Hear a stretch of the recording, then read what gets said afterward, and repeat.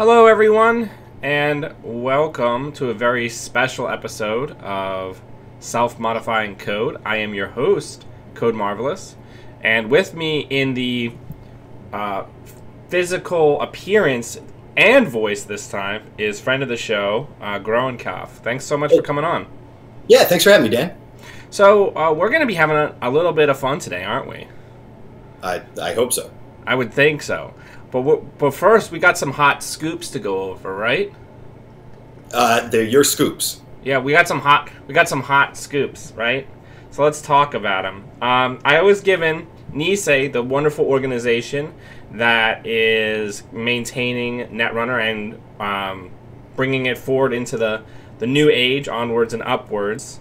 Gave me some spoilers to go over in preparation for the upcoming two-part cycle. I have 3 Shaper cards to go over today and 2 neutral cards. But in addition to that, I also want to talk about a spoiler that Jakuza, the artist in question, spoiled yesterday, because I think we can't talk about the other cards in this little group without considering that card. Yeah, so we're going to go over all of that, and then we're going to try to go onto the test server where these cards actually work. Super. And make it happen, right? Yeah. So I think one of the big things that, just to kind of talk about, if people do !Nisei on Discord, they can see more information about the Nisei organization, or you can just go to nisei.net and see a lot of those updates. The cycle is going to work a little bit differently than previous things that we've done, when it was under FFG, where it would be 1 pack at a time. It's going to be like a cycle in 2 halves, so that'll be really neat. But let's jump into it. Let's bring up the cards. So first things first, we have Lat, the new shaper of the cycle. He's got 1 link. He's 45-15, so he's standard influence, standard card count. And his ability says that when your turn ends, if you have the same number of cards in your grip as the corp has in HQ, you may draw 1 card. So, at first glance, this seems like it would be really hard to trigger. But when I was thinking about it, there's a number of different cards, especially considering inside of the Shaper faction, that you can use to make this happen. What do you think, Rob? What was your first impression when you saw this? So it's sort of hard to evaluate because it's almost a Punisher effect, except that you have control over it and the Corp doesn't. But like, so one thing is to encourage Corps to keep their hand size really low, which is strong because that increases agenda density in HQ if they're in the middle of scoring an agenda or doing any number of things. And then another way to think about it is just like, you know, your click 3, you have 4 cards in hand. There are 5 cards in HQ, so you spend a click to draw a card. At the end of your turn, you draw another, so you've basically just gotten a little mini Laguna. And then there are, as you're, I'm sure, going to point out, myriad ways to really lean into the effect and sort of all but guarantee proccing his ability all the time, but just drawing cards is good. Right. Yeah, I mean, obviously there's things that Shaper already has which helps you draw cards, like Proco, Diesel, etc. But what I'm also thinking about is things like Bookmark, like Freelance Coding Contract, where you can kind of sculpt your hands down to a specific size at the end of your turn. Do you know what I'm saying? Yeah, absolutely. That's a cool idea. So if you were playing a lot of those cards and playing all of the reclaims, clone chips, scavenges, right, compiles, you could play a like almost Anarch style shaper where you're playing out of your heap and you're sculpting. The other really kind of neat thing about this is if the corp is at 5 cards, like a lot of kill combo, like punitive decks tend to be at their end of their turn, you draw your extra card to keep you safe from double punitive. Exactly. Then there are sort of interesting edge cases, like how unplayable does StimHack become in LAT? because you can never end your turn at 5 cards. Right. But then on the other hand, there are also other things that can play into it. Well, there's no CI to worry about anymore. I think one of the biggest things is this is an ability that gets much better now that there is no CI to be like one quarter of the field that you would play against at a tournament. Right, of course. Yeah, this would be unplayable in a CI meta without a doubt. Yeah. But yeah, also things like Chameleon checks, as a blue-haired hacker girl said in chat, checks at the end of the turn. So it would happen simultaneously with this, but as the runner, you would choose the order of your triggers. So you would check for Lat, gain the card, and then rip Chameleon back to your hand. Exactly, which seems fantastic. Or you could do it the other way around and not need to spend a click to draw up or something like that. Yeah, now I obviously don't have the chat scrolling because I wanted to keep the screen a little clean, but if people have specific questions about cards, make sure to drop them in the chat. Sean, the way this trigger would work is it's at the end of your turn, so it would be after you check for discards, right? That's my understanding of it, is that it would be after you check hand size, right? As far as I know. Yeah. Yeah, that's how I read it too. I think ultimately it's a 45-15 Shaper ID with 1 link. So you sort of compare it to Cabanesa Wu. And if you feel like you haven't been getting a lot of utility out of Wu's ability, then maybe you just slot your exact Cabo build into Lot and don't worry too much about proccing it. Maybe it draws you 3 cards over the course of the game. Maybe it draws you 10.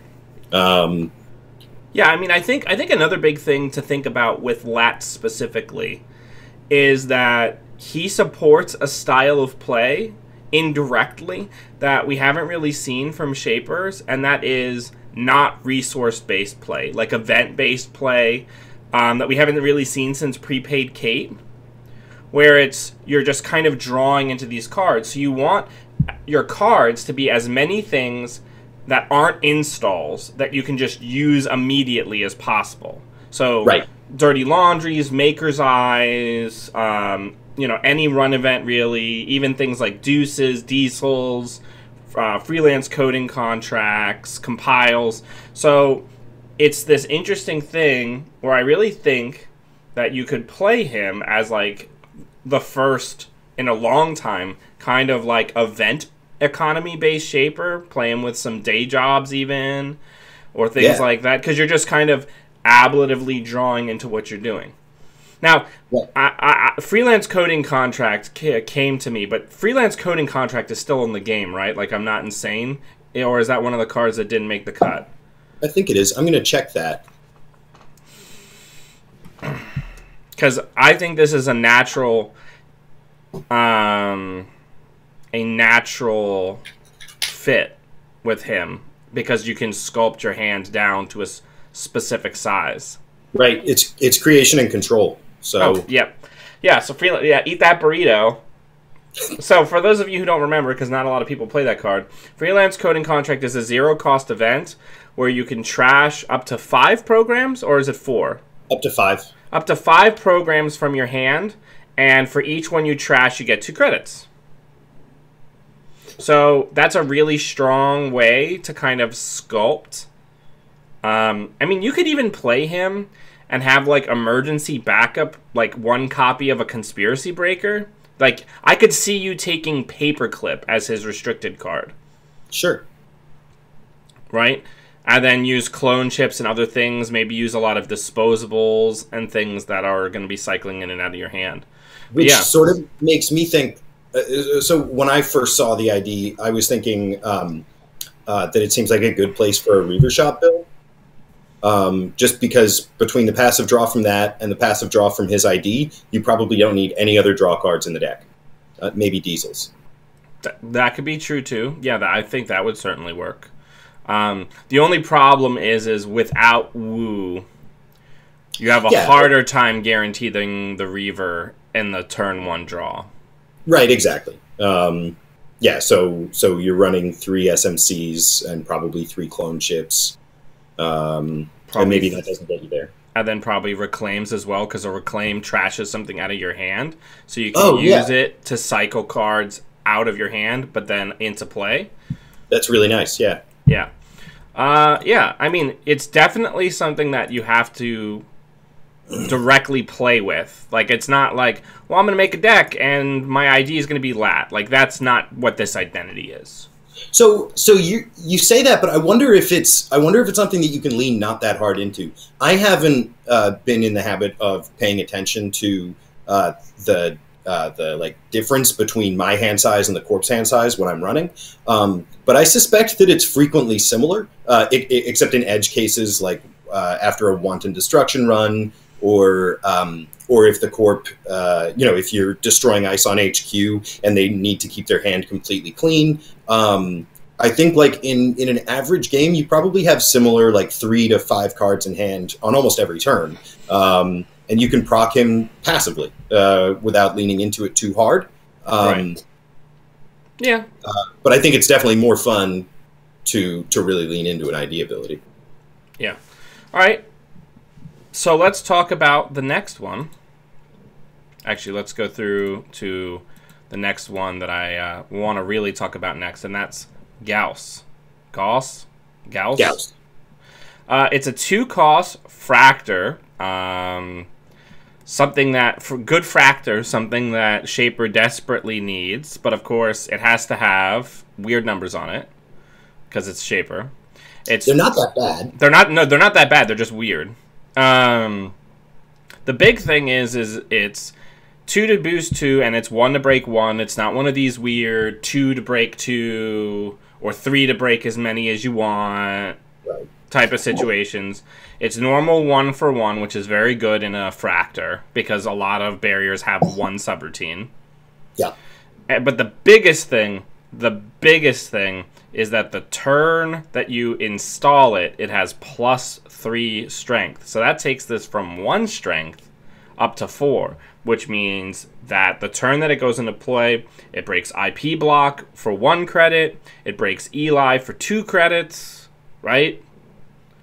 Oh, yeah. I mean, as soon as I see this, I like that's the other thing that put me in mind of the Reaver Shot build is that, like, I'm not certain how often you want to be trashing this and then reinstalling it, but in an ESOP build with clone chips and reclaims like you're talking about, you could pretty much always have this at 4 strength when it needs to be, which seems fairly strong, although there isn't that much high strength ice in the game, and paying 2 to boost up to 3 strength is fine because that's where a lot of the sort of mid-range barriers like Eli and Envelope sit.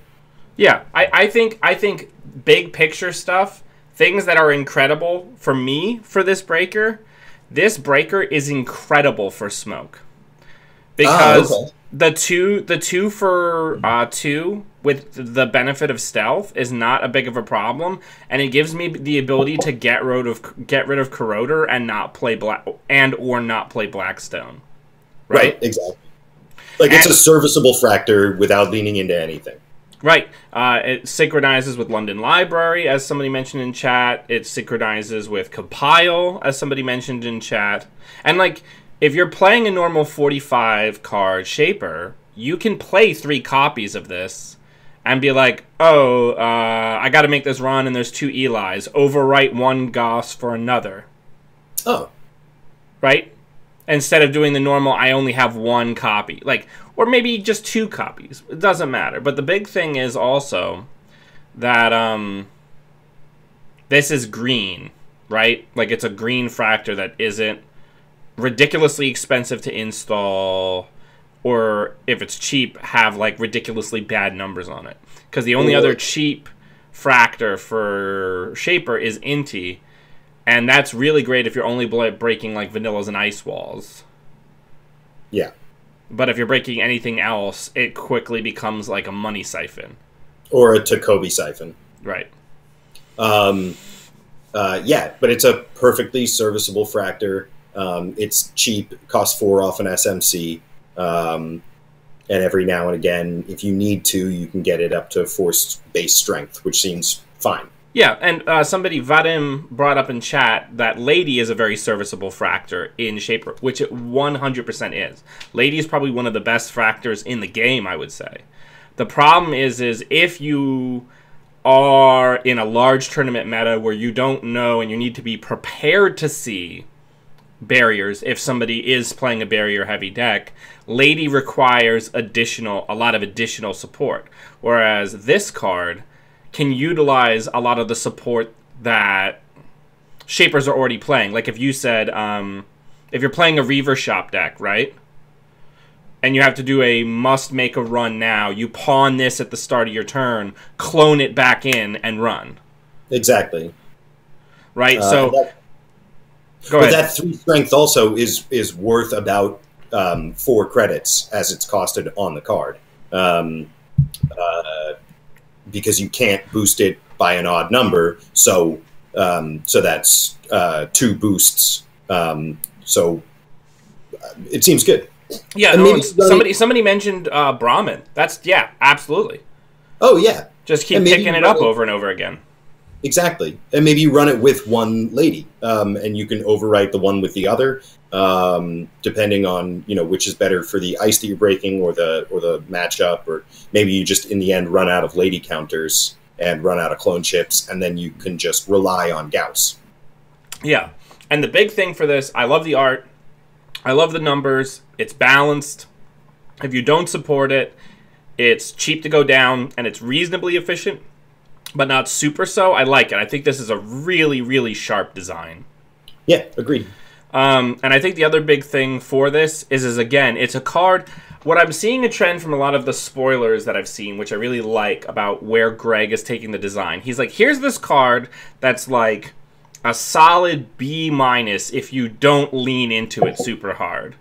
Yeah. So the question is how hard do you want to lean into this card or this group of cards, which is a nice design space where everything is okay-ish or decent, but then if you want to, you can see how much return on investment you can get into leaning into different cards, instead of things being like, this card is flat good all the time, and this card is garbage unless you really lean into it. Do you know what I'm saying? Exactly. And if I'm running like an Angolo, a Nanotech, and a Fractor, which I think is a pretty standard Shaper rig right now, I would always pick Corroder unless I needed the influence, in which case Gauss is a great second option. Or if I was already running the kind of rig, I'm not sure if there's a name for that archetype in general, but just like a flexible rig where you're trashing things, bringing them back, maybe playing Brahmin, etc. In which case Gauss is maybe superior. Right. And like I said, in something like Smoke, this frees me up to more easily put in a clone chip if I want. Or not a clone chip, a clot. Splash for the splash for the clot, splash for the switchblade over the dagger to increase the efficiency. Maybe get a surprise legwork in there, or a third Paragon. You know what I'm saying? Like, yeah, exactly. Really get a win condition instead of just making your rig work. Right. And I want to go to the card that works kind of directly with this. And when I was talking on Slack, I mentioned that there was a card in this group of spoilers that I was given that specifically magnifies Wu's style of play. And that's this card. Rejig? Rejig. Oh, it's Rejig, yeah. So you add an installed program or piece of hardware to your grip, so you can do console up in this bitch. If you do, you may install a program or piece of hardware paying X less, whereas X is the printed install cost of the card. So this, you can just pick Gauss up and put it back down for free. Right. But more so, this means that you can go get anything. This is 3 additional scavenges for Wu. Right. You can also you could do something really janky like upgrade your console over and over, so you can play 3 rejigs. You start with an astrolabe, pick it up and put down a security nexus, pick it up and put down a monolith. Yeah, you could do the what is the Atom card? Where you go get something. Emergent creativity. You could emergent creativity a monolith, and then pick it up and monolith again. Ooh, that would be brutal. You would lose your MU. Right. But I'm saying, like, well, it's what? You get 3 free programs with monolith? Exactly. Well, so reduced by 4. Right, but your MU ostensibly wouldn't be full. I'm just saying, like, there are some wild things that become possible, right? I'm looking forward to seeing the jankiest preparation. Yeah, but like I think just as a like a good card, right? Mm-hmm. The reason why I also wanted to bring in one of the other cards is this one that was spoiled by Jakuza, the artist who made this beautiful piece of art, which you may recognize is on playmats and promotional materials for Nisei. Rizeki is a 2-cost 1 MU card that says when your turn begins, gain 1 credit, right? Mm-hmm. So Kabanessa Wu can go get this for 1 credit because her ability does reduce the cost of the install by 1. Right. And then you can use Rejig to pick it up and put it back down. Yep. So it becomes like extra scavengers for setting up a drip rig in Kabanessa Wu. Yeah, absolutely. That's a lot of clicks for... So that's 2 clicks to drip for 1 credit a turn. I know. I'm just saying, like, as a specific example of how these cards can work together, of the cards we know how they can work together. Oh, yeah. No, there are a lot of cool things. And do you want to talk about Rizeki, or... Oh, absolutely, I do. Yeah, so I think that this card is interesting, but I think until we have more information, it's a great Atom card. Like, whenever you draw it, you just throw it down on that extra MU. It's also great in Sunny, where her breakers don't take up any MU, so you're usually sitting on 4 empty MU the entire game. Right, exactly. Or more. Yeah, I'm not sure how easily it fits into, like a regular Shaper build. I don't think it ever gets played in Criminal or Anarch. Yeah, I think this fits in Shaper into a very specific type of big rig. Exactly. Build. But yeah, I think you're right. I don't think that this particular card fits in a Criminal, and I don't think it fits really into the Anarch playstyle at all. A lot of the Anarchs are running no consoles or turntables, so they're never going to have the room for this. No, exactly. Yeah. But it's cool to see Underworld Context come back as an inverse data folding. Yeah. Rizeki's influence is 1, everybody watching, so it can go wherever you want it to go, really. If you're willing to make the room for it. Now, going back to Rejig, this card is also really, really good for Fem. Oh, totally. Because you can pick it up and put it right back down for nothing. I think the big problem with Rejig is that it's a situational tool that like, I don't think you're ever running a playset of Rejig because it's the thing that makes your deck work. I think you're playing a one-of as a backup way to retarget a Fem, as you were talking about, to get a little value out of Kabanessa Wu's ability. I think I would definitely see that playing this in the toolbox Wu decks, like that have Imps, Davids. That's true. Right? I would see playing 3 of that probably only in that context, because this is just strictly better than Scavenge, because it keeps a card out of my trash. Right, except there's so many. Well, I think that there are a lot of cards that that care about programs being trashed or just cards in general being trashed. But maybe you're right that it is just strictly better because it goes to your hand. The specific thing I mean is I'm thinking about like styles of play, like, okay, I clotted an agenda and I went and got it, right? Mm-hmm. And I don't want it to be purged in Arc Lockdown. So I'm going to pick it up, use it to install something else, have it in my hand again as Haley. Right? Like, there's weird niche cases, and I know we're talking about niche cases, but yeah, I could see this as being like a 1 or 2 of in a lot of Shaper decks, and definitely as like a 3 of in like the Toolbox Woo decks, because it's just extra ways for you to recur ladies, Davids, imps, caches, even if you're in a pinch, you know? Yeah. Yeah. Or Overmind. Somebody just mentioned Overmind. Oh, that's cool. Yeah.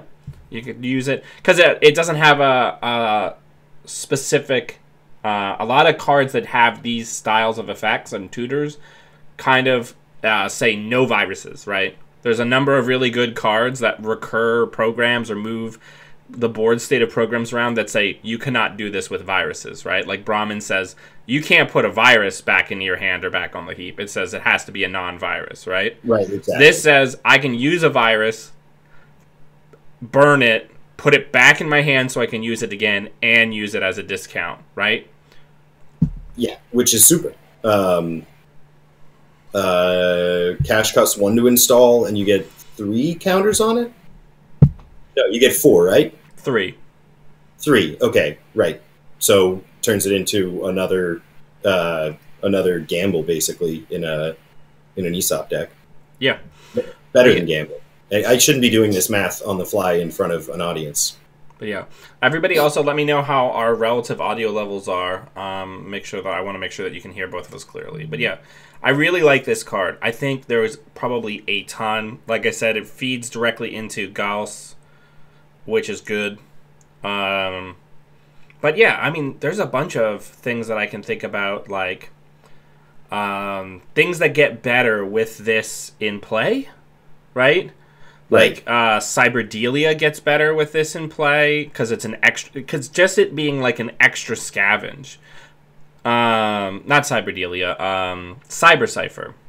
Oh, okay. I see what you're saying. Yeah, Cyber Cipher is cool. I think one of the notable things, since we're comparing it directly to Scavenge, is that it's influence-free neutral, so anyone can use it. And I don't imagine that it's all that compelling outside of Shaper. But I could see Adam doing things with it. I'm not much of an Adam player, so probably a bunch of Adam players are going to say no. But at least before Anansi came out, there was the Triple Fem Adam that would have liked this card a lot. Well, I think one of the biggest things that's also primarily like a Shaper bullshit thing, but also just like this is generally pretty good kind of thing. Right. You could have this. You could consistently play 2 consoles in Shaper. Like, you could play Astrolabe for setup, and then be like, okay, and now we are going to switch to the turntable in the late game. Yeah, exactly. That's maybe like an edge case, but like there is definitely like consoles that you could use that would be... You wouldn't use them all the time and just kind of shift to the one that makes itself apparent as the better console. Right, exactly. But yeah, I don't know. I like it. It's good. Let's talk about the next one. We have this card, Palangi? I don't know. Palangi? Yeah, Let's say Palangi, and then someone can correct us later. Palangi. When you install this program, place 2 virus counters on it. Those mythical green virus cards. Hosted virus counter. Choose an ice subtype. The ice you are currently encountering gains that subtype for the remainder of the encounter. Use this only once per turn.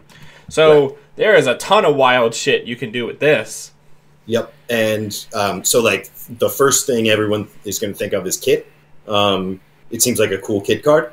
Yeah, it seems like a great kit card because unlike Panchachantra, it doesn't specify that you can't name the 3 main subtypes.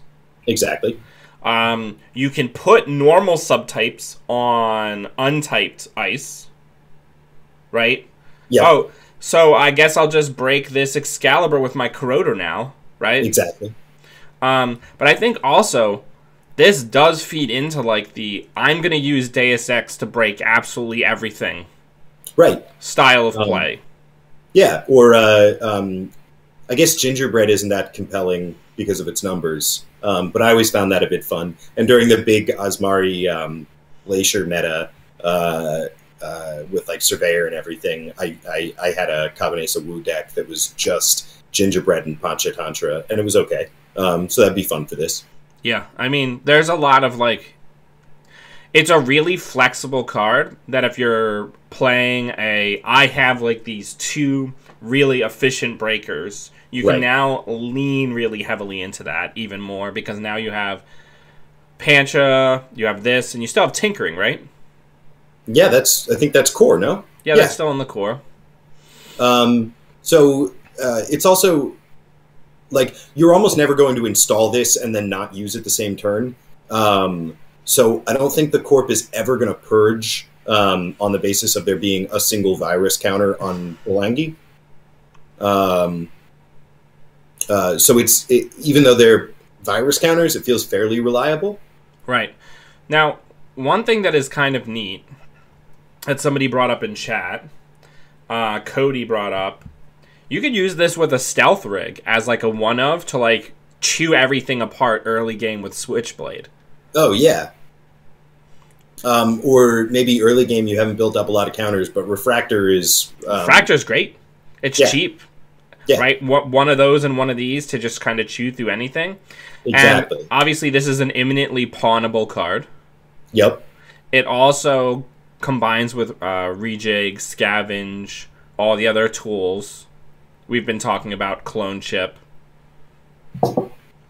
Yeah. I think it's great. And I definitely like that it's clonable because that it's pawnable, because with crowdfunding restricted to the ESOPs builds are looking a little less, maybe not less viable, but just less obviously tier 1. And I think they're fun. Yeah. This also helps deal with, if we want to talk about like specific meta problems, this deals with Kit's issue with MTI.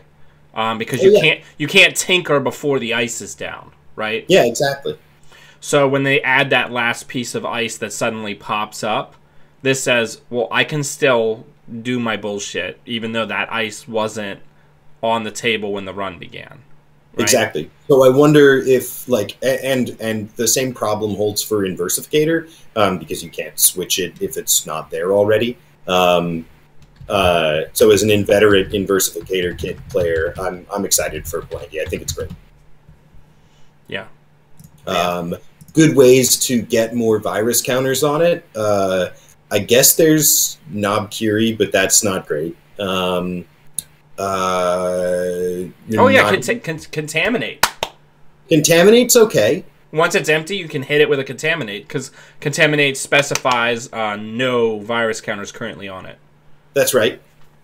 That's not terrible. Yeah, exactly. Actually, I am going to try Knob Curie Kid. I've never used that console before because I think I've only ever played whatever is the cheapest console in the format I'm playing. People are mentioning Brahmin, which is funny because we know that Greg Tong really likes Brahmin, and a lot of these cards seem to interact. Oh no, you can't use Brahmin because Brahmin is a virus. Because this is a virus. Yes, it is. Wise design choice. Indeed. That would be brutal if you could Brahmin it.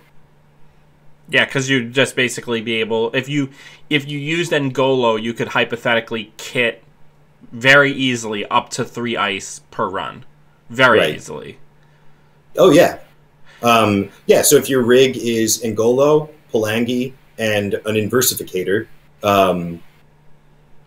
you've got a long way you can go as Kit. Yeah. All right, let's take a look.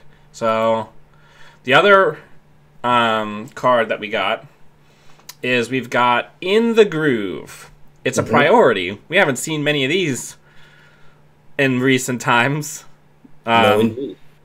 It's play only as your first click, of course. Whenever you install a card with a printed cost of 1 or greater, you may draw 1 card or gain 1 credit. Ah, okay. So Originally, I thought that this was a cool combo with crowdfunding because you could play in the groove, make 3 runs. That's at the end of your turn, though, isn't it? Yeah, but aren't end of turn triggers still on your turn? I don't believe so. Okay, well, so it's kind of irrelevant anyway because I don't think too many shapers are playing with crowdfunding as their restricted card right now. Though maybe I'm wrong about that, but anyway, regardless, what do you think is like your best use case for this? So obviously things like Hyperdriver are gone, right? So you're not going to have like a crazy turn where you're just like, and bleh, and where you just kind of like could potentially vomit out a ton of cards in one turn. But, you know, if you play this in like a lock Haley, like a pawn shop Haley, you know, you've got caches, you've got daily casts, you've got Harbingers, maybe. You've got SMCs. The SMC doesn't trigger, and Harbinger doesn't trigger. But, like, the caches, your breakers, things that you're pulling out with clone chips, right? Yep.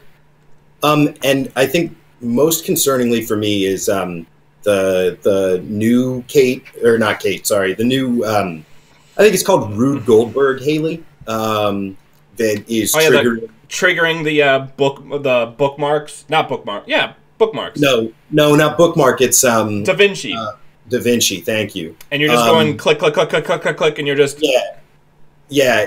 So I find that like not a fun deck to sit across from. Whether it's tier 1, I'm not sure. But I'll be interested to see if they're keeping an eye on that archetype in the future because you could probably draw. I mean, you could probably reliably proc in the groove for like 9 or 10 draws, and be making tech trader money the whole time. I think one place that this will find a lot of traction potentially is in the Haley Geist pirate build. Right. Because if you're like I need to make sure that I have as many options as possible, drop this, make a run, start popping things, installing things, and ripping cards from hand. You know what I'm saying? Right.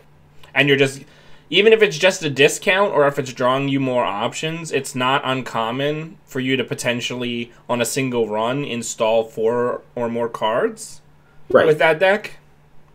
You know, pulling things off of street peddlers, clone chipping, SMCing, ripping something out of your hand, etc. Right, exactly. I think that build has a lot in common with the Rube Goldberg Haley. Except for Pirate is imminently more fair and interactional, I would say. You can actually use up their shit, right?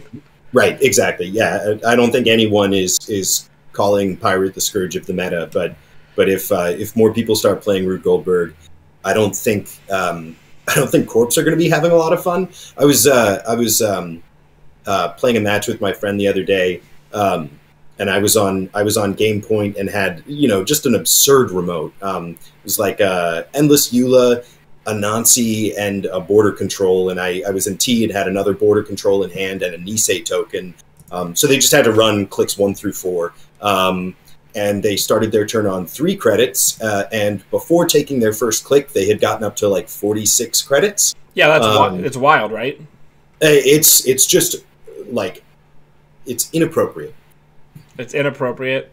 Yeah, I think there are problems with that deck, and In the Groove makes it so much better.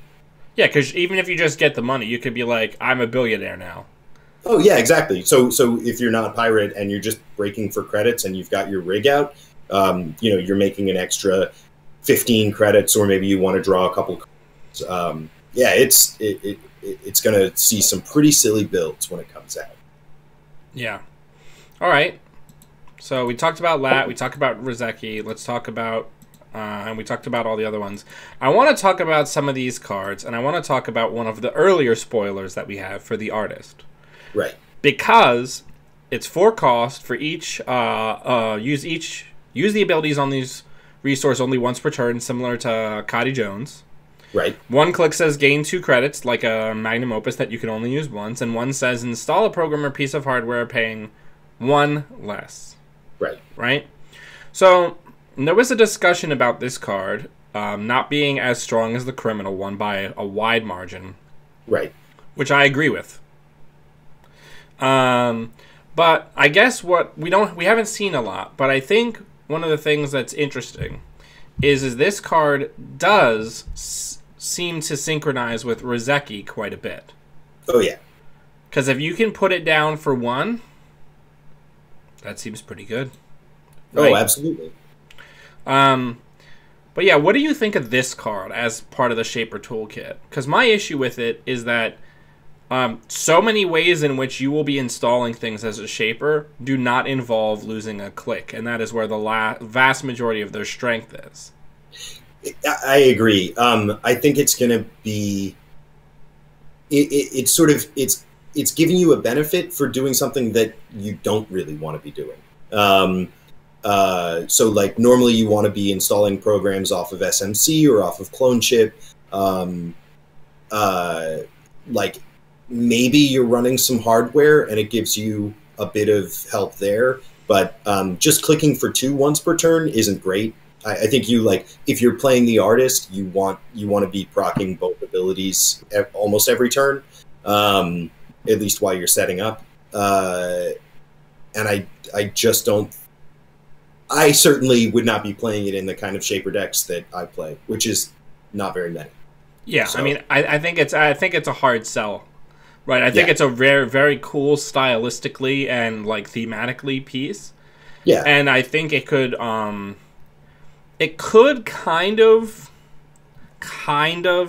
play into Lat because he's going to be drawing a lot of cards, just kind of ablatively, and you know, you can use it to kind of speed up how quickly he can get stuff out of his hands. But then you have to play multiple copies. You have to get it early. Maybe you play Career Fair to make it even more valuable. You know what I'm saying? Right. Well, I don't think you play Career Fair to make your resources more valuable. You just play Career Fair because it's like a better sure gamble, as long as you have enough targets for it. Right. But you know what I'm saying. Like, that's what it's Yeah, absolutely. So I guess if you're running, like, if you're going super connection heavy in Shaper, which I think there are fairly good reasons to. You've got Procon, assuming that you want to run the artist. You've got the artist. You've got Beth. Maybe you're a slow deck and you're running Cotty Jones as well. So you could justify spending 4 influence. You've also gotten 2 influence back from Corroder because you're running Gauss. And you spend 4 influence on 2 copies of Hostage, and so maybe you keep the artist in there just in case you need that extra setup speed. Right. I don't know if it's speed. I think it's more. It's making your setup more efficient, but maybe slower actually. Yeah. So I'm not certain when it sees play. I think this fits with the same kind of deck that would play Rozeki because it's a Congress build. Right. Right. It's I'm building up this thing, and if you don't stop me, you're going to be in a lot of trouble. You know what I'm saying? Right. Oh, absolutely. But on the other, like, I think it's just bad for the meta because all of the viable corps right now are rush. Right. No, absolutely. Now, I think something that somebody mentioned going back to, where is it? Into the Groove. Somebody mentioned mass install, and then the chat is discussing how difficult it would be to fill up your hand for a mass install. Right. But what this does is we need to remember that there's this draw option called Earthrise Hotel that Shaper basically never plays. Right. Right? But this would be a case to make for passive draw, right? So if you play this with Lat's ability as well, maybe as Rob said, you're also a Reaver Shop deck, and you build a deck around this ability to just draw into a bunch of shit, right? Then you can try to use as much of this as possible and maybe use some mass installs. What do you think of that, Rob? Yeah, it sounds fun. I'm sort of terrible with Shaper BS, as I think I've demonstrated on your channel before. But yeah, this card is also really funny if you're doing the kind of Wu Deus Ex Sahasrara based garbage that I do, where I'm also installing my programs for free. Right. Yeah. No, I think so. In that deck, how many in the grooves are you running? By the way, I also want to point out that I appreciate how much you just Madonna'd the name into the groove. But like, I don't think you're running 3 of this because it's sort of mid to late game that you can hope to proc it for good value, right? Yeah, I think this is maybe a one of Right. in a deck where you're playing 1 or 2 levies, right? So you can have those surprise get back in the game turns. You know what I'm saying? Right. Exactly. Yeah. But yeah, I don't know. I really like a lot of these cards. I think there's a lot of power here, and like I said, I think with the exception of Rejig, which is just, or I'm sorry, with the exception of Palangi, that is just good, flat. All of these are really okay-ish, and then you can lean into them more. Like, they're all above average, and you can lean into them more to make them great at your own risk. Exactly.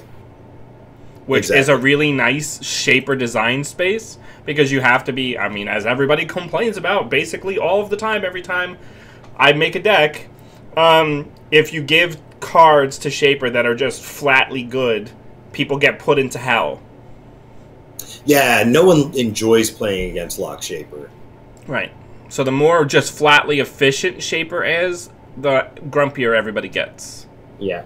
But when we were first talking about Lat, you were talking about shaper style that plays lots and lots of events, and I think that just sounds fun. Like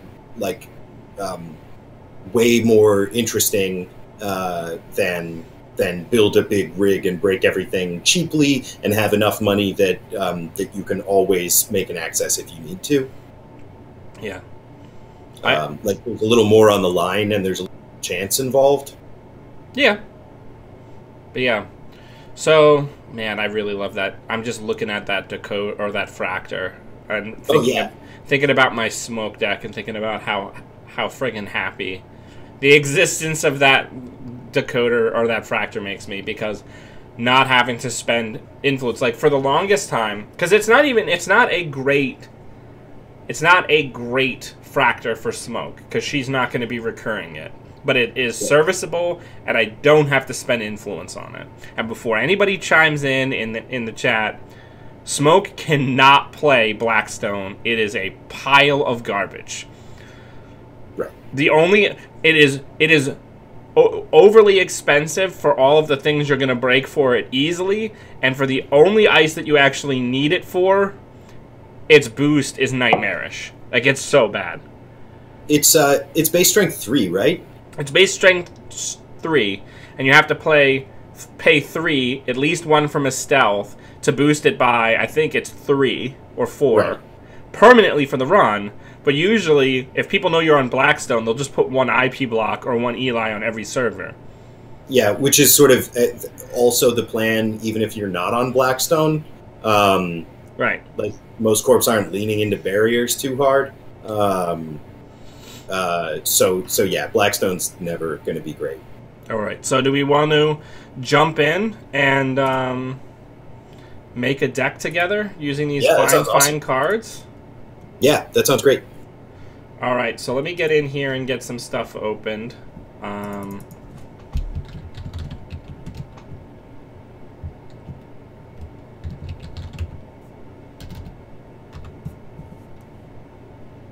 Alright, and then give us just 1 second. It will probably be about 30 seconds, everybody, and then we'll jump back on the screen with us building a lat deck. And I'm going to try real hard to be very specific about the cards I search for, so we don't accidentally give any additional spoilers. 1 moment, everybody.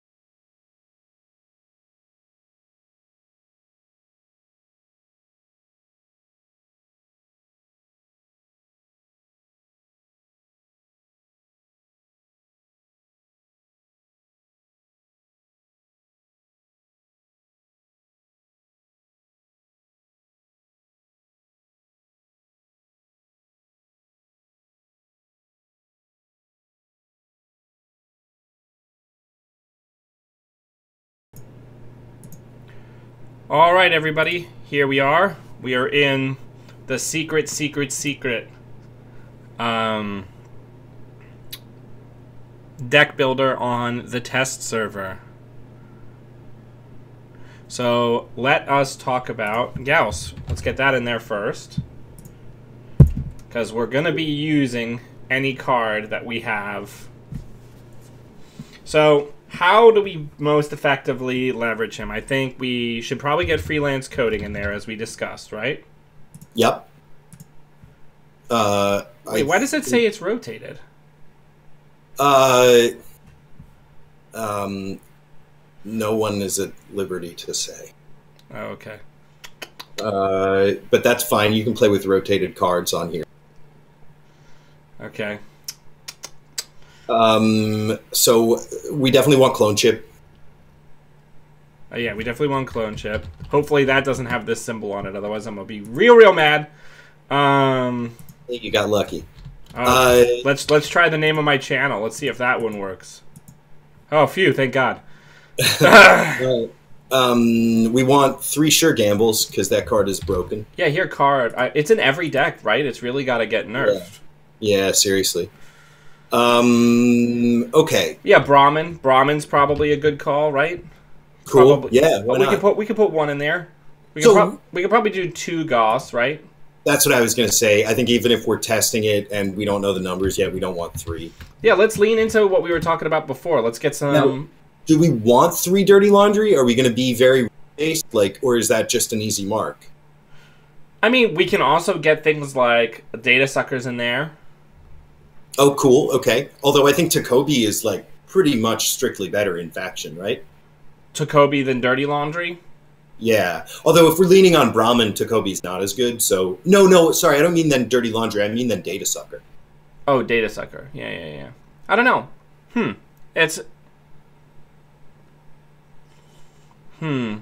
So let's talk about Breaker Suite. Yeah. So if we're gonna do this, we probably don't want anything else that's super hefty, right? Agreed. I mean, I don't think we can run Angolo and... So is this like an Ica situation that we're in? I still think nanotech is the best killer ever printed that's legal right now anyway. Okay, so we'll get a nano in there. Are we gonna do like Cypher then? Like 2x Cypher? Oh, we could. That's fun. I've never built a Brahmin rig. I'm trying to think of what the... It's usually 2 cyber ciphers. Let's go ahead and get that out of there.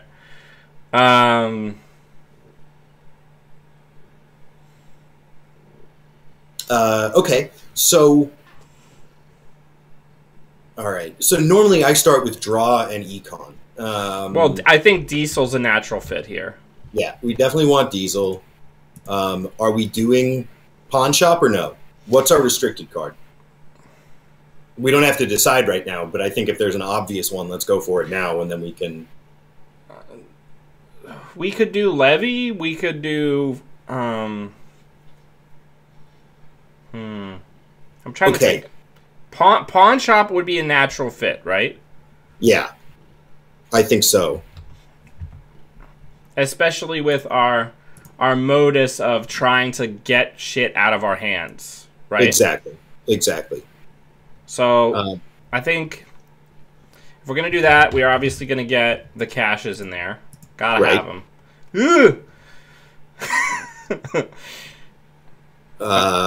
Okay. We've got... well, I'll tell you what. We're not Haley, so let's take the bigger money card for the same influence and play Harbinger.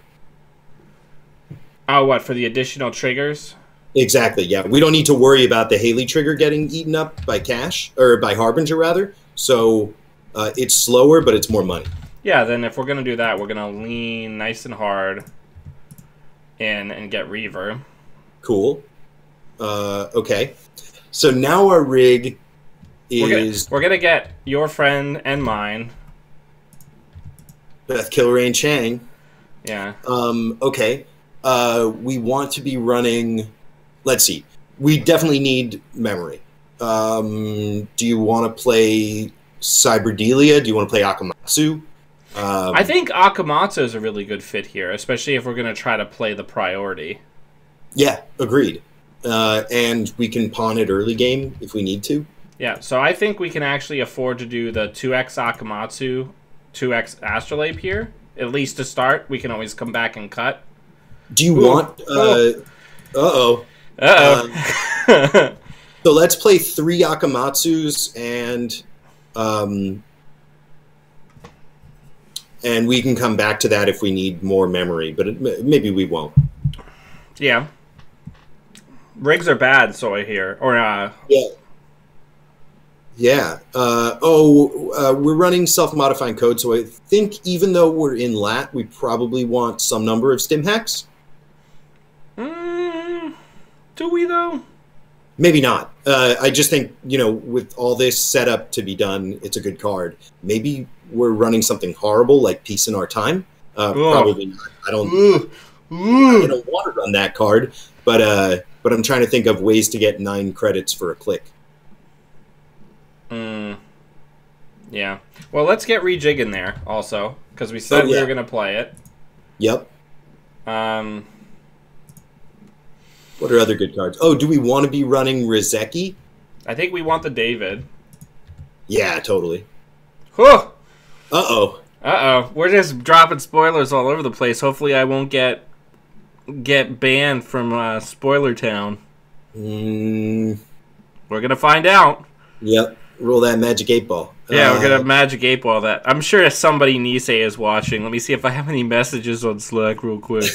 Oh, you've got some unread messages, do you? Uh-oh. So, let's think. Do we want any other connections? And if so, do we want to spend any influence on hostage? I'm thinking specifically of professional contacts. I mean, we could.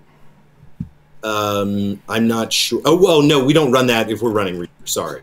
Okay, so then we need pawn targets. So we want daily casts, without a doubt. Oh, if I just type it in, it doesn't show, apparently. Somebody sent me a message. If I just type cards in, it doesn't show whether or not they're rotated or not. Cool. What else do we want? We've got 4 influence left to work with. What?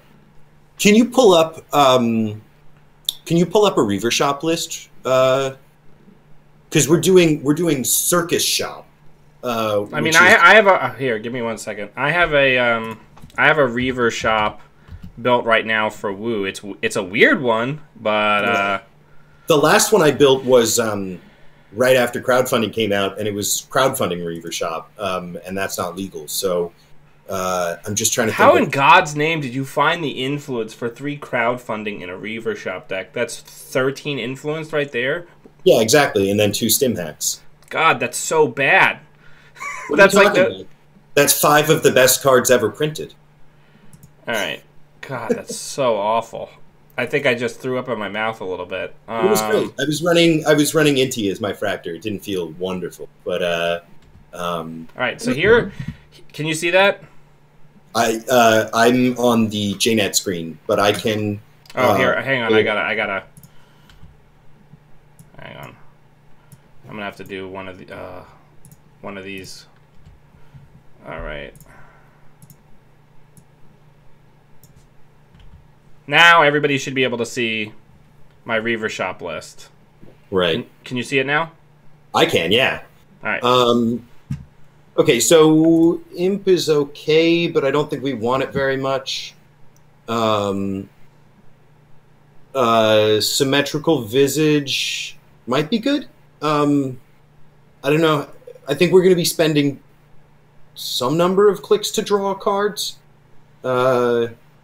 Yeah, well, right. I want to definitely get a here. We're gonna go on window just for a second. We're gonna add 1 Deus Ex. Yeah. Because that's just a good card. I really think if we're gonna go full Reaver Shop with Lat, we should probably also have the caches. Okay, sure. Yeah. That sounds fun. Or what can we get that's like nice and nougaty that has a lot of experience? Not experience. We should probably get an imp in there. Okay, that uses some influence too. Yeah. And then one stim hack? One stim hack for emergencies, right? Emergency stam herc, right? Yeah, exactly. Alright, so now we're at 15 influence and we still have 2 cards. So probably some scavenges, maybe? Yeah. Let's look at the text on freelance coding contract one more time. Trash up to 5 programs from your grip. Gain 2 for each program trash. We have 14 programs in the deck. We can probably pretty reliably trigger that. But are we going to be getting more value out of trashing them from our grip than we are from installing them? You're probably right. Yeah. It's probably going to be wiser for us to do something like a... what do I have over here? Probably wiser to do something like a... Well, we need a misdirection. First thing. Sure. Well, the other thing is you're going to be telling me what corp to play, so we could probably skip a tech card for now. Yeah, but we're gonna definitely we're gonna play it like we normally would, right? Okay. We're gonna use the slot for misdirection, right? Yeah.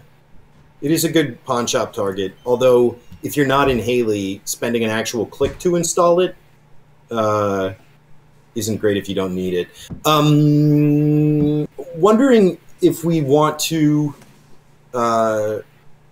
if we want to run Rizeki.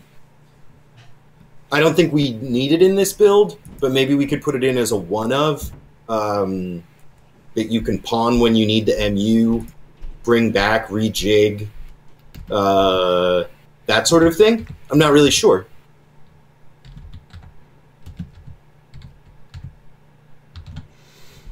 All right. And then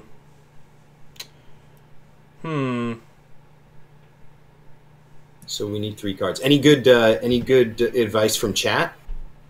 Yeah, the artist. I don't think the artist is a good fit for this. No, I really don't think it is either. It'd be fun to try it, but I don't think it's gonna do very much work at all. We could try to get a whatchamacallit, Earthrise Hotel in there. Sure. Although I don't think that we want that with Reaver. Yeah, you're right. I think we have enough draw right now. We've got 3 diesels, we've got lots of ability, and we've got the Reaver shot combo. So I think we're set for draw.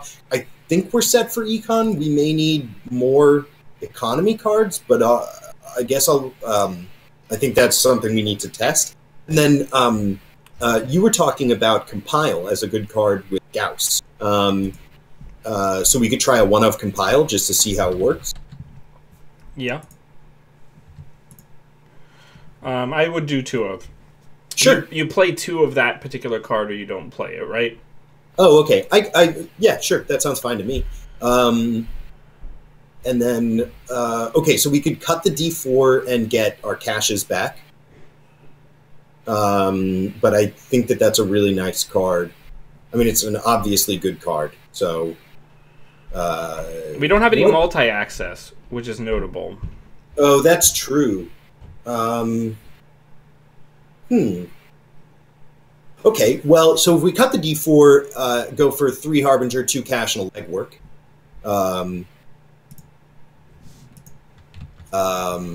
We've also got... We've got Deus Ex for high strength ice. Oh, that's right. Cache has that funny, unknowable symbol next to it. Oh yeah, we could get a Fem in there. Singleton. Oh yeah, Fem's great. Fem if we're playing rejig. Yeah, absolutely. And then we just need to spend 3 influence. If we want to be a huge dick, we could put in knifed. Oh, that's kind of fun. Because we're playing Gauss.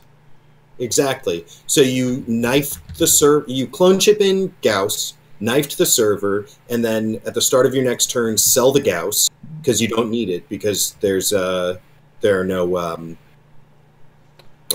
barriers left. Yep. And we could get what is it? Pelangi? What is it? Pelangi. And then we could get 1 or 2 of those in there. Yeah, that's starting to look like a deck. Yeah, this is starting to look like some sort of deck. So we've got a couple of Nanbos with Brahmin.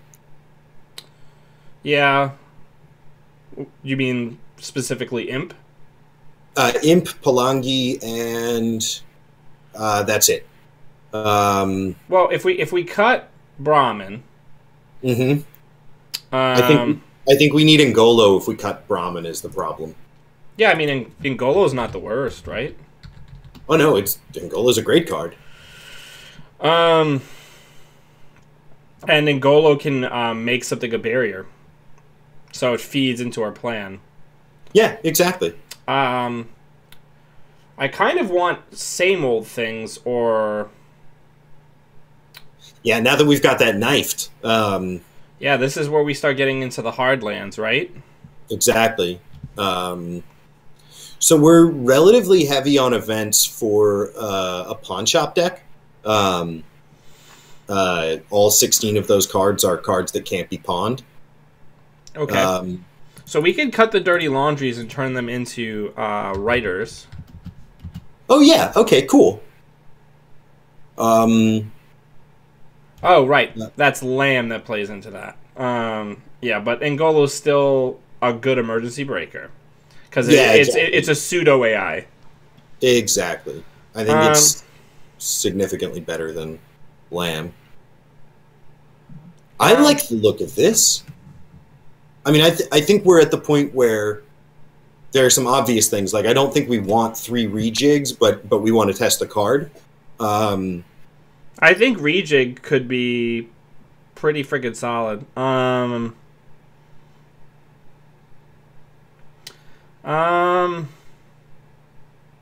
think we definitely want 3 self-modifying codes, don't we? I don't think that we want compiles now, and chat agrees without D4. Oh, yeah, that's true. So those could become our same old things. Okay. Heh. Well, deck building is hard. Deck building is hard. We could get rid of Imp, get another knife, so we just have 2. Yeah. How impactful is knifed in a Shaper meta? Or in Shaper? So, what are you concerned about? Like, obviously, getting rid of Kakugos is good. But I don't see Kakugo being, like, the card to worry about right now. I think all the cutlery is 3 influence, right? What is it called? There it is. Oh, you want to try it out? Yeah, baby. It gives us a lot of influence. And it gives us 3 influence. So MU, I meant to say, not influence. But we could get Imp in there. And it gives us the ability to get more of Pelangi in there. It gives us an excuse to have more of that. Exactly. Cool. All right, we've got no way to tutor it, but I think, and I also just think we need slightly more money, or maybe some currents. Yeah. Or is there another virus that we can get that would be really good, based on what we're seeing here? What are some really good viruses? Data Sucker is the best virus. Amakua is a good virus. What are other good viruses? I mean, Chicana's not terrible. Yeah, Chicana's fun. We're going deep dive, baby. All right. Yeah. This is starting to look like a deck, right? Yeah, it looks fun. Now you gotta pick a corp for me. And then, actually, you know what? Let's just get 2 scavenges in. Okay. Maybe not scavenge. Maybe test run? Yeah, test run. Test run. Because then we can test run for Reaver. It acts like an additional copy. Exactly. And we don't have Woo, so getting 6 copies of Reaver in the deck seems pretty good. Yeah, I mean this seems testable. Tech Writer is on trash as well, right? Yeah. No. It's just when you install it. If you trash it to use it, is what I thought you were asking. Right. Okay. No. Okay. So this looks good. We have 23 things that trigger Tech Writer. Oh yeah. No, I think we're pretty good on that front. We have, how many econ cards do we have? We've got the Tech Writers, the Daily Casts, the Pawn Shops, the Gambles. We've got the Harbingers. Yeah, we don't have a ton. No, but I think that we might be able to make it. We're also going to be selling things like Misdirection. We're probably going to sell Gauss once or twice. Now the other thing that we could do, hypothetically,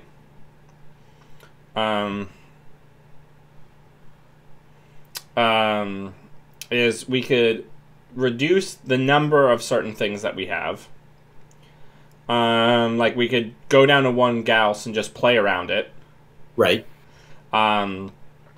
We could get rid of the Deus Ex because it's just like an FU. Right. Oh no, because that feeds in really well with. Yeah, I like Deus Ex here. Oh man, deck building is hard, man. How do we do this? Well, let's start with a test game. What do you want me to play? I think a great opportunity is if you just played like a purple deck that isn't like the combo. Right? Like not like if you've just got like a jammy sports metal or Asa or like a Polana, right? Okay, so I'm just looking at the recently posted deck lists on Netrunner DB. I see Rushy Asa, first place San Antonio from Doom. Fire it up. Let's do that. Perfect. All right, and then I'm going to maximize this now. Also, if anybody from Project Nisei is here, do not put me into spoiler jail. Okay. Nice. I like this deck. Going here.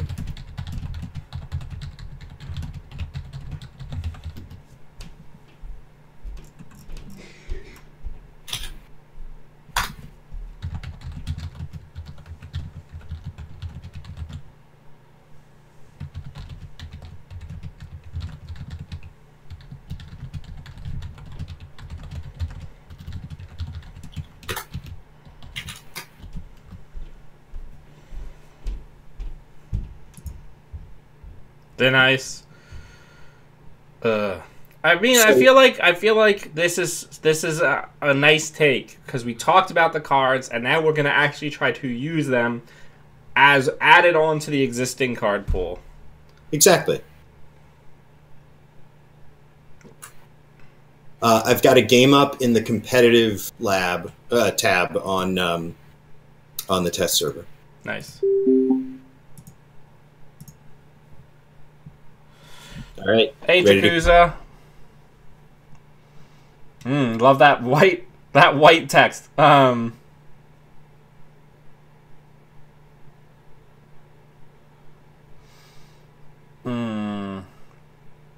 right, let's keep it.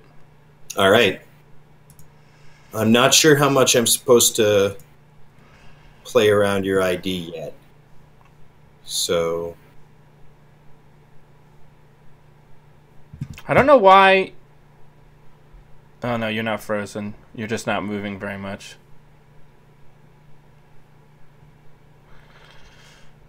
You good? I'm not switching over to the other screen because I don't want to see your hand. Hey, Oh, does it not? Get it. Do I have to click it to make it happen, or? Just do /draw1. Okay, so I'm gonna have to remember it. All right. Yes, you are. Who are you going to have to? Yeah. Obviously, I didn't make the image of the circuit board, but I did actually make this using my fledgling Photoshop skills.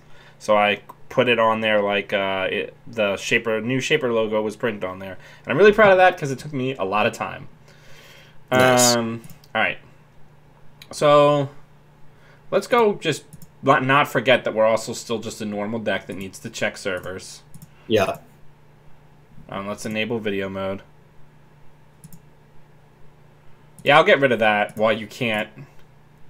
All right, that's fine. You got to use a card before the end of your turn if you want to proc your ID. Yeah. Oh. Oh. Right. So, I mean, right, like you said, it's not that hard to actually trigger this ability. Yeah. So I think I haven't played Asa in a long time. Oh yeah, people are already saying you can use Palangi in Freedom with Friday Chip and Cutlery. Oh, that seems great. And what's the influence on Palangi? Let's go back over to the deck builder really quick.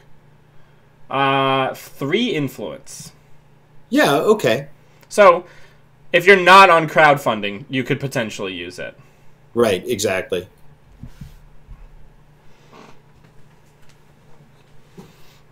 Match 2. Alright. I do eventually need to be able to, like, you know, break stuff. Right. Okay. Clone ships seem good, though. Yeah, this is going to be tough. At least I got that early money boost, which helps, I'd say, a great deal. So, yeah, that's not great, though. Okay. I read the directions, and it said rush like hell, so that's what I'm doing, Dan. I know. All right. Hey, that's a help. Oh, nope, I didn't mean to use it right away. Hang on. Alright. That is a great help, especially when you consider that what I'm going to do to follow it is this.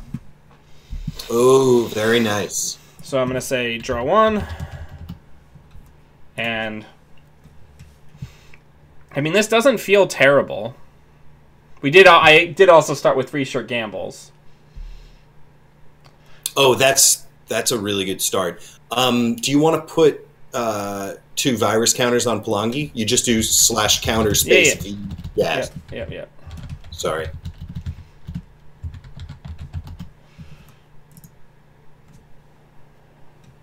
All right. I guess we gotta. You want to get your lot trigger? Have fun. Yeah. Thanks. Listen, okay. Boo. Boo. Alright, so I guess I'm going to just remember that it has +3 strength. Right. And we'll just go like this. Okay. And then I guess I will click through. Okay. All right. You can have the Rashida. Listen, I'm proud to have the Rashida, okay? All right. Well, I'm just proud to be playing around your ID for once. Yep.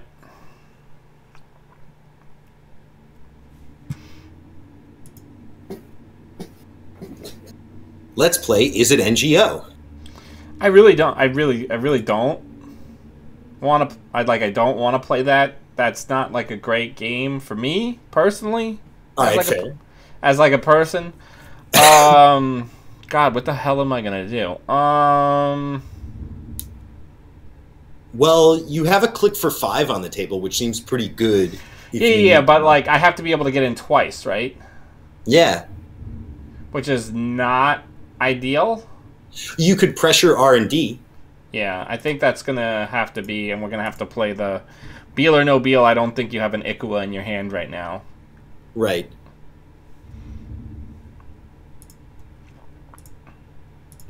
Okay, that's less good. I'm very glad to hear that.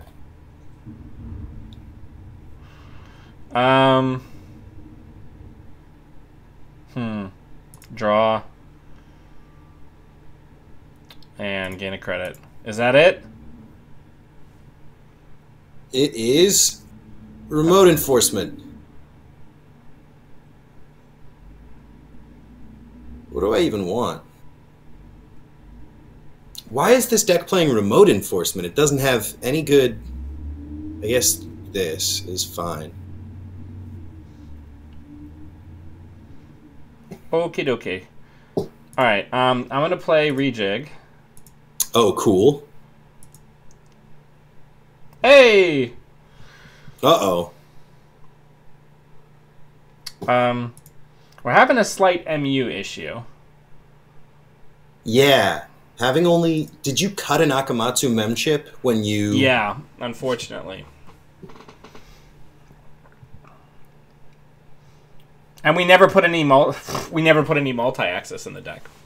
Oh, yeah, okay. So we ran into some issues. Yeah, we ran into some issues, but we're leaning hard into like 4 cards.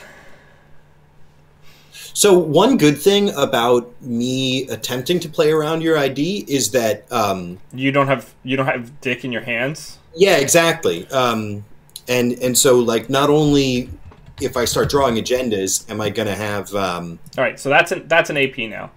Yeah. I'm going to have a problem with flooding, but also I'm not using my own ID triggers as Asa because I don't want to have a lot of cards in hand. Right. Let's hit HQ, I guess. It's yours. You know what's in here. Oh, yeah. Sorry. That was stupid. Let's put that down just so I can clean up my hand a little bit, and let's put that down. All right.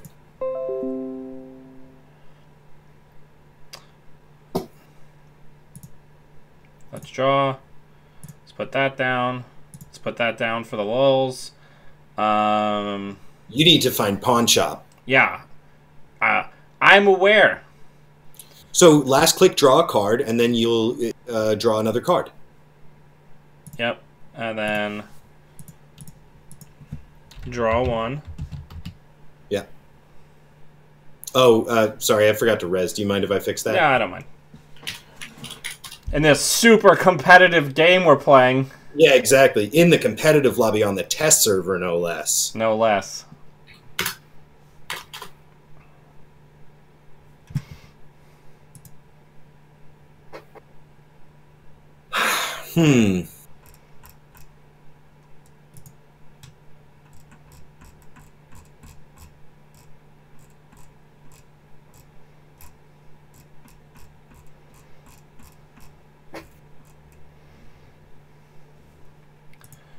Alright, what am I going to do? Well, I guess probably the first thing that we're going to do is we're going to draw twice. Going to hit HQ. Okay. See if maybe somewhere in here we can... Find an agenda? Yeah, an agenda would be rad right about now. You'd like that, wouldn't you? I would. I would really, really like it. Like, on the scale of things that I'd really enjoy as a human person, that's way up there. Yeah, I can see that. Let's do this. And...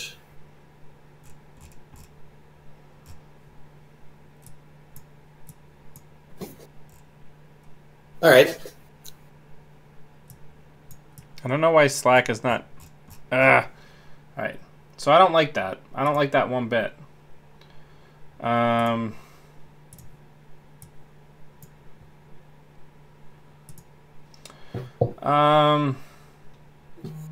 I doing with my life?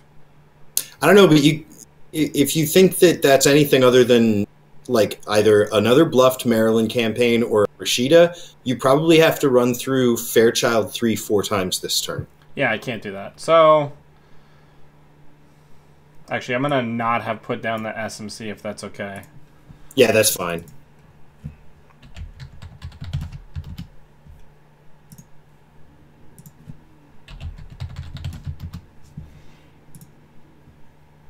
All Whew. Feels real bad. Yeah. I think Data Sucker is... Hey, look, I'm at least on the board. Nice. Okay. Now just do that 3 more times before the end of your turn. Yeah, listen, okay. Listen, okay?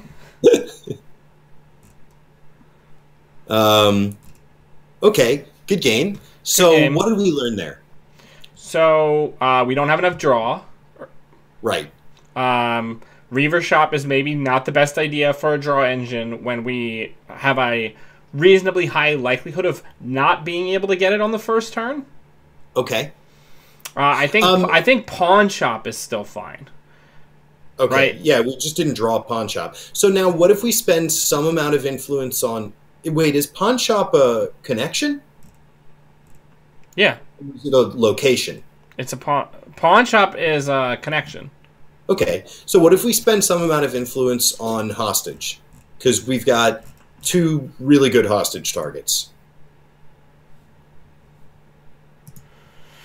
What's our other good hostage target? Beth?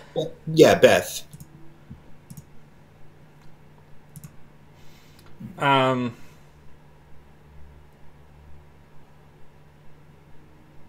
Maybe we cut the... I think we cut the imp. I don't think Reaver is pulling its weight. Okay, cool. Well, let's cut that whole thing out. Right, so here's the thing. Like, we have a 1-card combo that's 4 influence, and we're the one identity that cannot guarantee that we actually ever get to use that card. Right, exactly. And that also frees up the slots that are test runs. Right. So, okay. I think in this period, that opens up our deck building a lot. Because now, we can have more stuff. Yeah, okay, so let's just do a straight up good stuff shaper build, minimal rig, like Ngolo, maybe a Fem, 2 Gauss because we want to try it, and then like we could either do 1 nanotech, 1 Ika, or like you hated breaking Architect with nanotech that game, or maybe some support like a Takobi or a Data Side. And then that's our whole program rig, right? Because we're also cutting the Harbingers because they make no sense anymore. Well, I mean, we're not going to cut Pawn Shop. Like, Pawn Shop is still good even if you don't have Reaver. Okay, sure. Oh, okay. Well, then great. Phil, don't worry. Just, you'll find out when you find out. Yeah, I mean, I think we procced it all but 2 turns, which is really good. The Lat's ability. Yeah, absolutely. No, I think that it's great, and you don't have to build around it. I think this is, as much as it pains me to say this, I think this is a Proco deck. Sure. Because that's where we're going to have the most control over how many cards we have in our hand. Right, exactly. I think if we are playing professional contacts, we want more burst economy. That's how you make professional contacts good, by being able to... So, like... We could try to get, like, some moddeds or some career fairs in there. Yeah, or even just dirty laundries. I think you were struggling to make value accesses in the absence of any multi-access. And dirty laundry is something that helps a lot with that. All right, here's what we're going to do. We're going to lean in hard on being good at our jobs. We're going to get employee strike in there. Okay, cool. Yeah.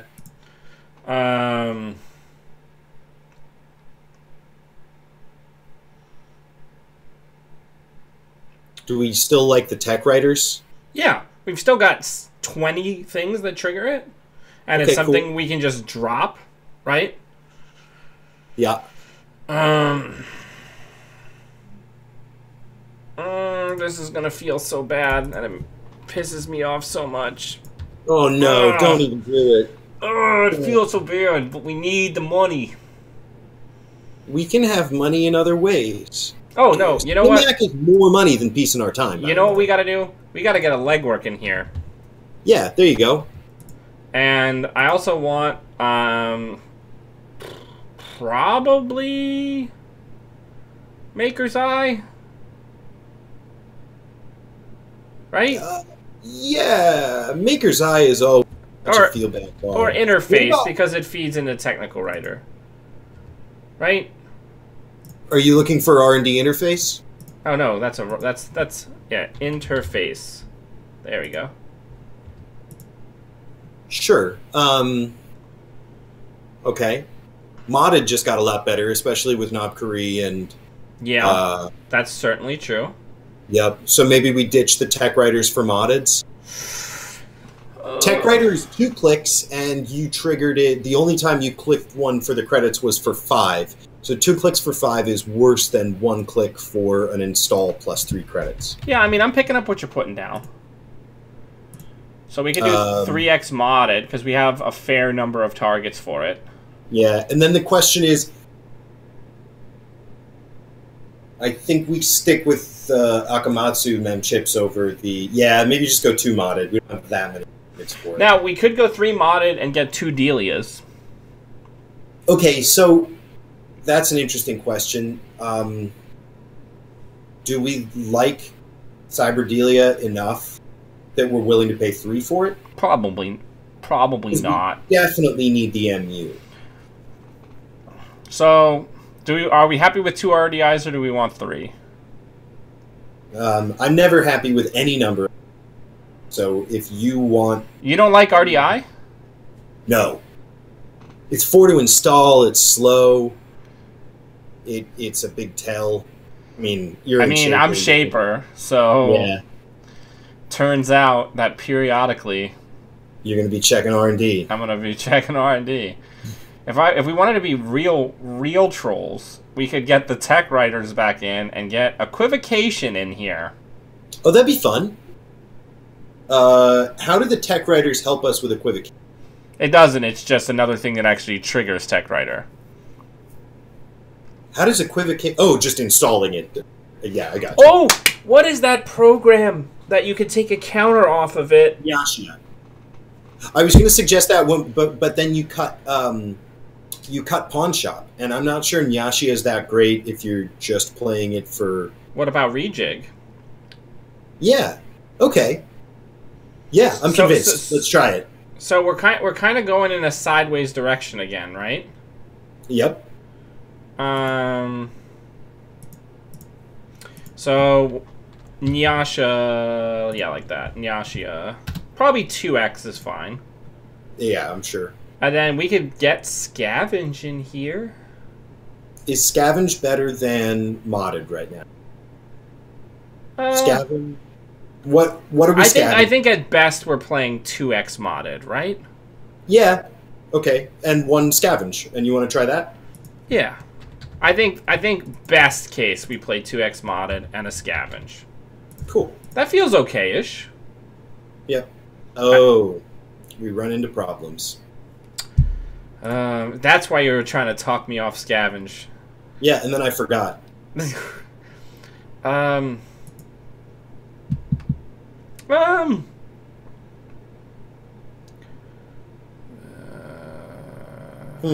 thinking. All right. What's just a good... Oh, so like, if you want to talk about just good stuff cards, let's talk about Escher. We could get Escher in there. How do we think about over Femme Fatale getting an Amakua? Since we're playing Knob anyway. All right. Well, we've got Deus Ex and Angolo. I mean, but we could get Gordian in instead of Angolo and free up some MBU.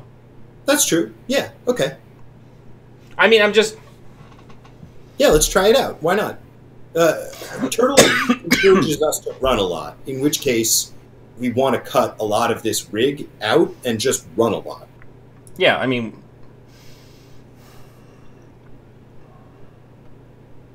We also no longer have what I keep wanting to call a sack outlet because I've been playing too much Magic, I think. But we no longer have Aesop's Pawn Shop. So is Palangi worth it now? I don't know. What are we? I- What are we? What are we even doing with our lives? Yeah, if we're running Gordian Blade, I mean, I kind of still want like an emergency fem. yeah, Fem is fun. Gordian I Blade. really think that we want either Data Sucker or Takobi. Okay, so we can get Takabi in there. Yeah, No one said we couldn't. yeah. Probably the third modded then. Sure. All right, let's run that. All right, what do you want to play against this time? Why don't we do the same thing? Okay, sure. It's a nice like straight up and down deck. Yeah, pretty much. I think it has some. It has a good win condition, which is a lot of horrible ice on a remote. Yeah, but you also were like, let me just keep drawing into Oh shit! Sorry, I hacks. Yep, I'm gonna just leave this game. And this will probably be it because after this I'm gonna grab some lunch. But man, this has been a wild ride we've been on. I can't wait. Everyone, you're gonna have to send me care packages when I am in spoiler jail.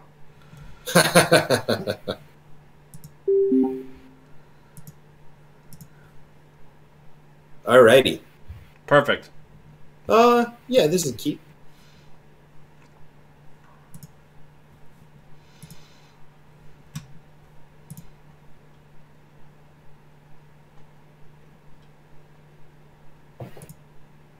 This is a fun matchup actually because I can dump my hand pretty quickly, but you also don't have to worry about net damage.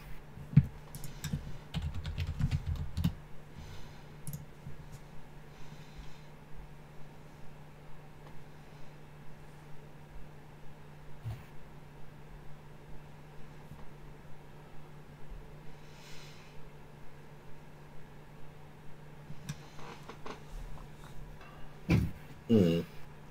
Yeah, I love when you get that nice full hand size for me, buddy. All right. Well, I'm doing my best.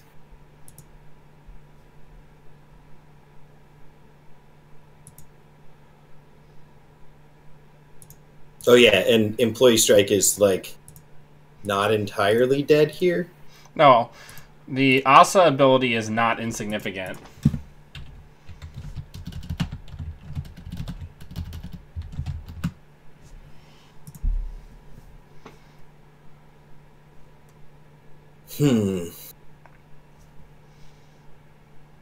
This is going to make me sound like a terrible monster person, but I kind of want to play Symmetrical Visage in this deck because I'm probably, with the way his ability works, only going to be drawing once per turn.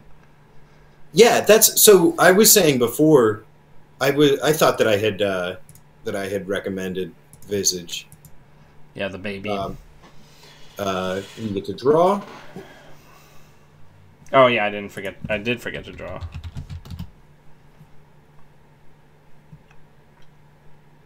And thank goodness, cleared that strike. It was worrying me so much. Yeah, you really seemed like you were very broken up about it, you know? To be fair, this is the second time I've played this deck, and maybe it really does fold to strike, and I'm just getting lucky. I did it at the wrong time. I'll just do close prompt. I'm not certain that that works. Here, I'll just do this then. And then I'll just draw the card over again. Yeah, exactly. Alright. Cool. Let's do this.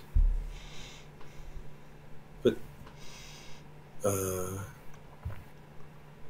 this here.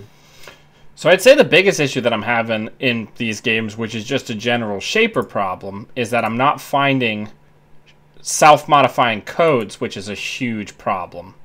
Right, which is sort of what makes Cabanesa Wu so compelling to begin with. Yeah. Because like I'm ready to break anything now. I got 3 clone chips or 2 clone chips. I got a ton of memory. I just need an SMC to be able to break. Right. Yeah, like you can't be face planting Architect and FC3. Right, because it'll just end the game. Yeah. Got that modded value. Yep. Do I want anything? Think. Yeah, because in this game, I'm through a decent amount of cards, and I just don't have an SMC. Yeah, that's tough. All right.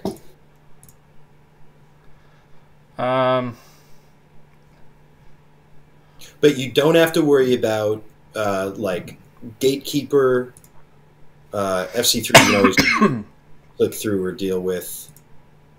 All right, I guess we got to try it, right? Yeah. All right. No.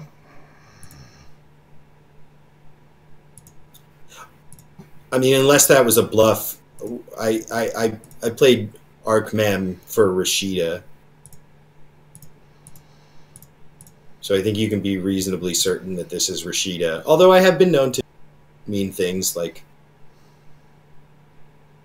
oh, like that. Yeah.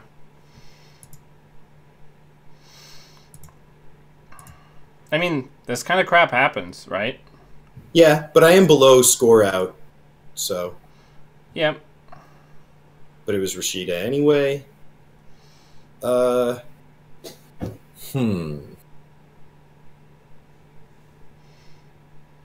see.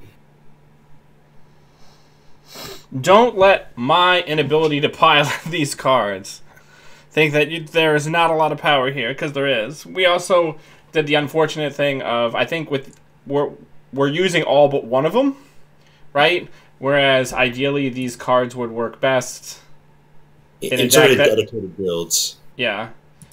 Yeah. Okay. And also, like, there are a couple other things. There's the fact that we haven't seen the whole set, so there may well be support for Lot. There may well be support for Gauss, for Rejig, whatever. And then further, I'm just playing... that was stupid. Sorry. Oh, you undo whatever you want. And then also, I'm just playing a current standard meta corp deck, and obviously the meta is going to be significantly different once the full set drops. Right. Let's just get a credit, and in the meantime, let's legwork. Ooh, that's very rude. I'm a rude boy. Yeah, let me just think. I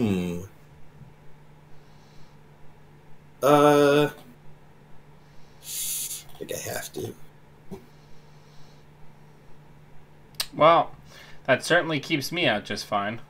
Let me see if there's any way around that. You can Do nothing. Nope, I'm out. Well, you can Palangi it and break it for 2 credits. Oh, no, you can't. Sorry. Yep, 3 credits. Yep, I'm out. All right.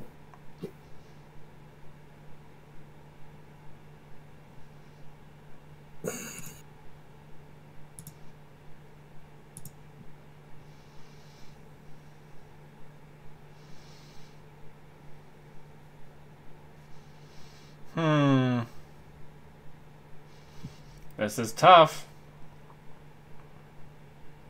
Well, I'd say that your like number one is ensuring that you can get into the room. That was.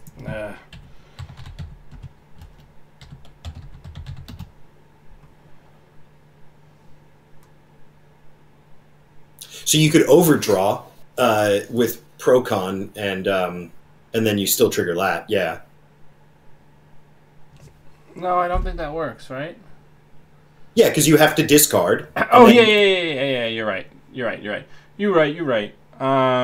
Probably don't need that extra clone chip at this juncture. Yeah. All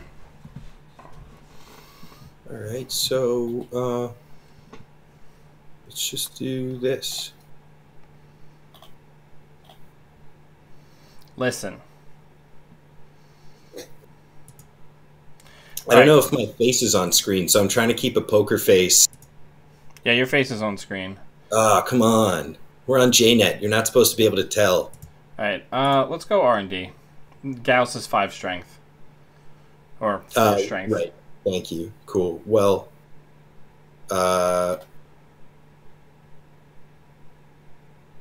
just going to do one of those. So get wrecked. Yeah, I mean, that's very nice of you. You're a nice guy that way. Yep. I mean, I could still clone for it. Yeah, that's true. Because what I can do is I can go get an SMC, get rid of that one. Like that, right? Oh, yeah. You got it. And then spend one to make it barrier. Yeah. And then we will break. Yep.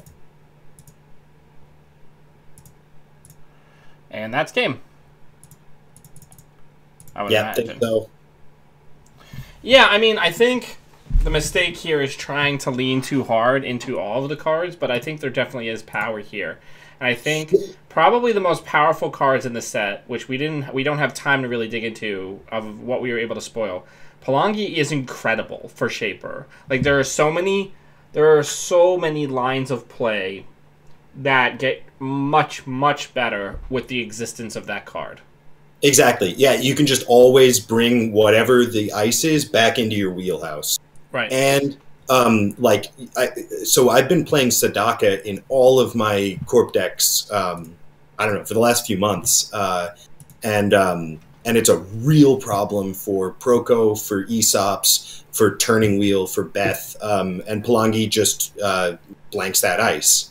Right, and I think another big thing here is we didn't get a chance to play Wu because we just don't have time. But, like, Rejig is a ridiculously good card for Cabanessa Wu.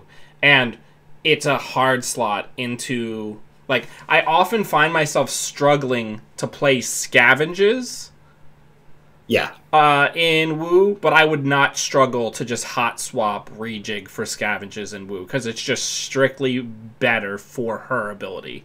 Yeah, agreed.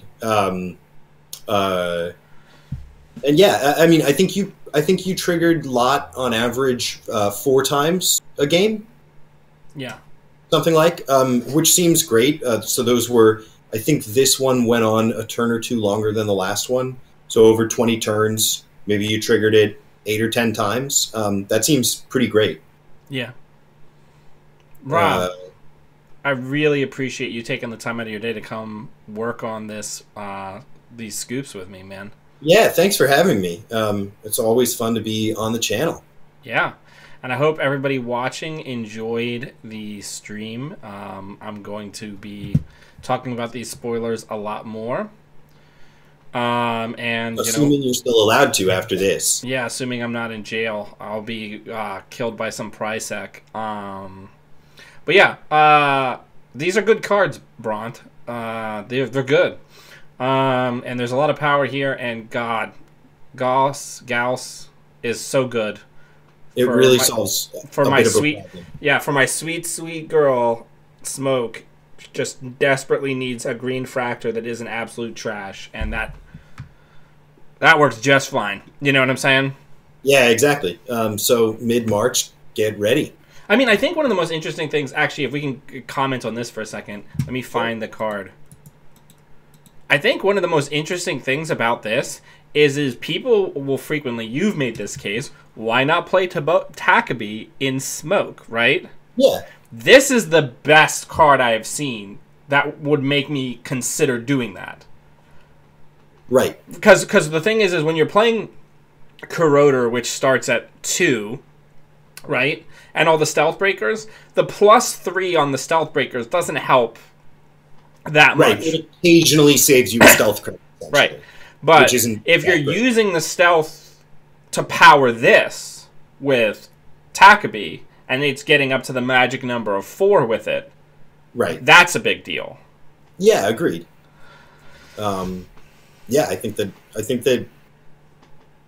there are a lot of interesting things that we're going to see. And what I'm excited about is, like, this isn't carving out new archetypes. Like the cards we've seen so far from this set. It's just like a couple cards here and there, a couple little treats for all the existing archetypes, and maybe we'll see something new come up, over the next few months. But right now, it's just like, if you're playing Smoke, cool, you just got a fun new tool. If you're playing Haley, cool, you got maybe a couple new tools. If you're playing Cabanessa Wu, you got 3 really good new tools. Yeah, exactly. And these are and that's just from 4 or 5 Shaper cards that we've seen so far. So yeah, I think that I'm really excited to see all the new releases. I think it's gonna be super fun. All right, everybody watching, thank you also for taking time out of your day and joining me as we have 2 full scoops of flavor of spoilers. If you'd like to support the channel, the best way to do that is to jump on Twitch and subscribe. If you have Amazon Prime, it is free. And until I see all of you lovely Netrunner humans again, always be running.